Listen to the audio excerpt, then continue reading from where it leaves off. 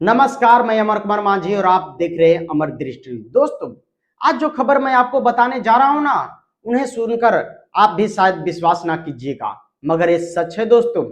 भारत की धर्मनिरपेक्षता का डंका तो पूरी दुनिया में बजता है, लेकिन जनाब जब बात किसी दलित की आती है तो ये समानता और संविधान आखिर कहां चले जाते हैं। आखिर क्यों दलितों को आज भी अपनी मानसिक विकृति निकालने का जरिया बनाया जाता है। चलिए बिना रुके जानते हैं पिछले 24 घंटे के वे बड़ी वारदातें जो इस वक्त सोशल मीडिया पर आग की तरह फैल रही है। दोस्तों, सबसे पहले बात तमिलनाडु के शिवगंगा की है। यहां सेन नगर के एक दलित युवक आकाश डेलनस को पुलिस ने सिर्फ शक के आधार पर उठाया। आरोप था कि पुरानी रंजिश में किसी का पीछा किया, लेकिन गिरफ्तारी के कुछ ही देर बाद खबर आती है कि आकाश की मौत हो गई। पुलिस कह रही है कि वे भाग रहा था, पैर टूटा और अस्पताल में मर गया, लेकिन घर वाले चिक चिक कर कह रहे हैं कि ये सिर्फ पैर टूटने से किसी की जान चली जाती है।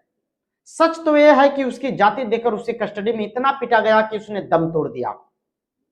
वह घर का इकलौता चिराग था। घर वालों का कहना है कि जब तक इंसाफ नहीं तब तक अंतिम संस्कार नहीं। दोस्तों, आपको क्या लगता है, क्या पुलिस अपनी गलती छिपाने के लिए पैर टूटने वाली बहाना बना रही है? कमेंट में अपनी राय जरूर दें। अब बात उत्तर प्रदेश की राजधानी लखनऊ की है।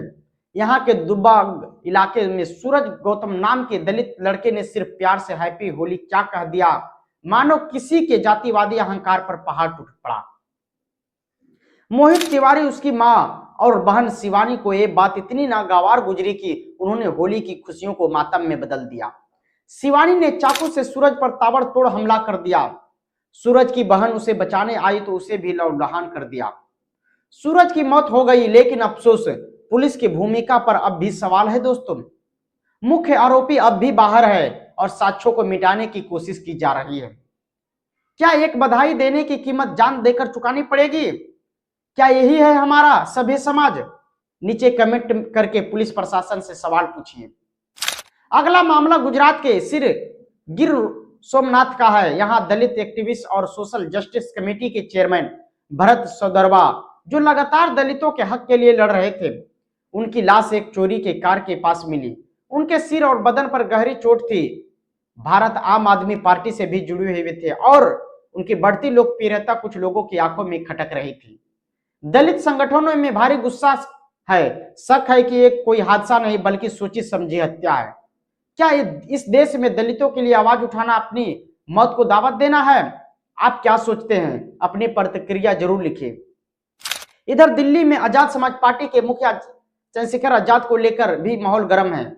उत्तम नगर में तरुण खटीक की हत्या के बाद जहां पूरा समाज गुस्से में है, वहीं भीम आर्मी चीफ के एक श्रद्धांजलि सभा में जाने पर विवाद हो गया।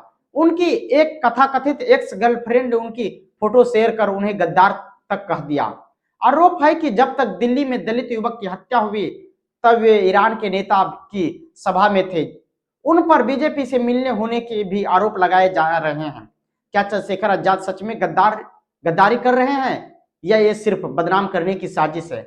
आप इसके किसके पक्ष में है, कमेंट में बताइए।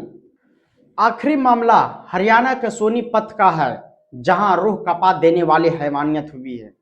अनिल नामक का युवक एक होटल में खाना खाने गया था। होटल मालिक के बेटे और कर्मचारी को जब पता चला कि उसके पास सोने के गहने और पैसे हैं तो उन्होंने उसे घेर लिया। लूटपाट तो हुआ, लेकिन क्रूरता की हद देखिए, उसे गर्म सरिये से बुरी तरह दागा गया।